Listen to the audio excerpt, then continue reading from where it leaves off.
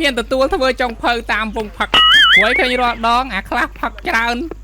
ស៊ីច្រើនមកតែធ្វើខ្ជិលឥឡូវខ្ញុំសុកចិត្តធ្វើសវិសចុងភៅមួយថ្ងៃ20រៀលហ្វ្រីម្ហូប3មុខអូផឹករាល់ដងលើកដាក់លើតុអស់លើកដាក់លើតុអស់គ្មានអាណាជួយធ្វើ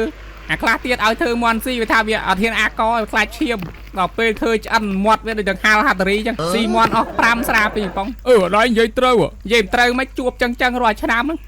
អាខ្លះផឹកតែក្រូចតែលួចកវលកំប៉ុងវាថាត្រូវមែនហ្នឹងខ្លះទៀតឲ្យតែអស់ហូបសវឹងហើយអើយបានអូនដល់ឈប់និយាយតណាអាសេរីសវឹងឡំបាយជើងទៀតរ៉ៃនិយាយត្រូវប៉ុន្តែរាល់ដងបងវាអាសាចឹងដែរណាពេលខ្លះបានសំដៅឈ្មោះអាណាទេសំខាន់ពេលផឹកមិនដែលជួយចេញលុយអស់ស្រាទៅឈឺនោមឲ្យធ្វើម្ហូបខ្លាចឈាមវឹងបាត់បាយជើងផឹកតែក្រូចលួចកវលកំប៉ុង